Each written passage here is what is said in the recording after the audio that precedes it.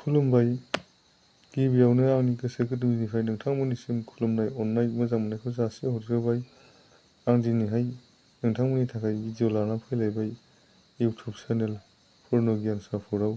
दिनैनि बे भिडिअ'आ बे 5 रुपि कमेमरेटिभ कइन्सनि सोमोन्दै जागोन लोगोफोर, आरो बेजों लोगोसे बिनि मार्केट भेलु आरो प्राइसखौ आं दिनै नोंथांमोननो बे भिडिअ'नि गेजेरजों फोरमायनानै होनो सानदों। आरो नोंथांमोनहा केलकातानि कइन एक्सिबिशननि एड्रेस दं, कमेन्टआवहाय बिहरदों। आं बेखौ नोंथांमोननो बे भिडिअ'नि गेजेरजों नोंथांमोननो बे केलकातानि कइन बाजारनि एड्रेस दंखौहाय नोंथांमोननो आं खिन्थानानै होगोन।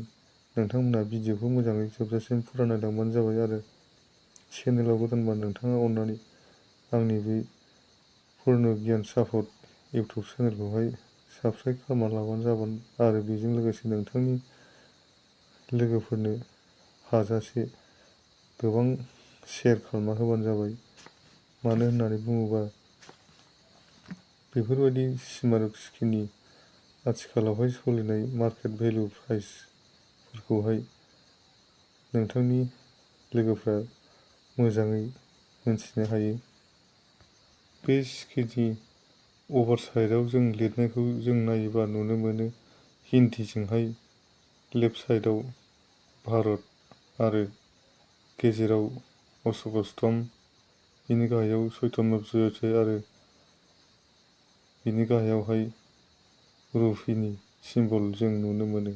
आरो राइट साइडजों इंराजिजों लिरनाय दङ इन्डिया, आरो रिभार्स साइडजों जों लिरनायखौ नायोबा जों नुनो मोनो लेफ्ट साइडजों हिन्दीजों लिरनाय दङ मौलाना आबुल कालाम आजाद, आरो राइट साइडजों इंराजिजों लिरनाय दङ मौलाना आबुल कालाम आजाद, आरो बिनि गेजेरावहाय मौलाना आबुल कालाम आजादनि लग' पर्ट्रेट, आरो बिनि गाहायावहाय इयरनि मेनसन जों नुनो मोनो। 1888 निफ्राय 1958 नि गेजेराव 125 बोसोर फुरा जानायनि थाखाय बे सिकिखौहाय 2014 आवहाय इसु खालामनाय जादोंमोन लोगोफोर। बे सिकिखौहाय नोंथांमोना बे सिकिखौहाय बेसेन गोनां साननो हागौ, नाथाय बे सिकिया कमन केटेगरियावनो गोलैयो। बे सिकिखौहाय भारत गभर्नमेन्टआ RBI आ गोबां संख्याजों बे सिकिखौ रिलिज खालामनाय जादों, बेनिखायनो बे सिकिया कमन केटेगरियावनो गोलैयो। बे सिकिखौ मोनब्रै दाकसालाव रिलिज खालामनाय जादों लोगोफोर। मुम्बाइ, कलकाता, हायद्राबाद, नयडा, बे मोनब्रै दाकसालावहाय बे सिकिखौ इसु खालामनाय जादों। बे सिकिया बबे धातुजों बानायजानाय होननानै बुङोबा निकेल ब्रास लोगोफोर, आरो अजना जाहैबाय, वेटआ जाहैबाय 6 ग्राम्स, आरो साइजआ जाहैबाय 23 mm, आरो शिपआ जाहैबाय सार्कुलेटिं कइन लोगोफोर। दा बे सिकिनि बेसेना आथिखालावहाय बेसेबां सोलिनानै दङ बेखौ आं दिनैहाय नोंथांमोननो बे भिडिअ'नि गेजेरजों खिन्थानानै होनो होननानै बे भिडिअ'खौ लानानै फैदों। नोंथांमोना भिडिअ'खौ मोजाङै जोबजासिम फुरा नायलांबानो जाबाय। आं नोंथांमोनखौ जेब्लायबो भिडिअ'नि गेजेरजों खावलायो, नोंथांमोनहा भिडिअ'खौ जेब्लाबो जोबजासिम फुरा नायलांनांगौ, अब्लासो मोजाङै मिथिनो हायो।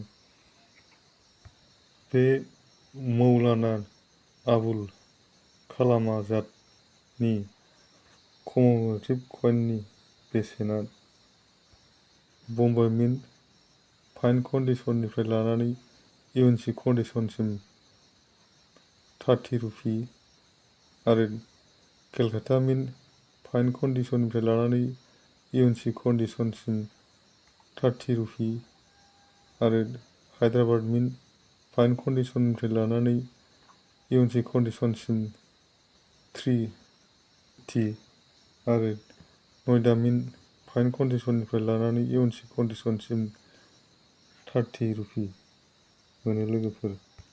आरो नोंथांमोनहा कमेन्टनि गेजेरजोंहाय केलकातानि कइन बाजारनि एड्रेस दं बिहरदों, बेखौ आं नोंथांमोननो बे स्क्रिनाव होनानै होनोसै। नोंथांमोनहा बे स्क्रिनाव नायनानै स्क्रिनशट खालामनानै लाबानो जाबाय।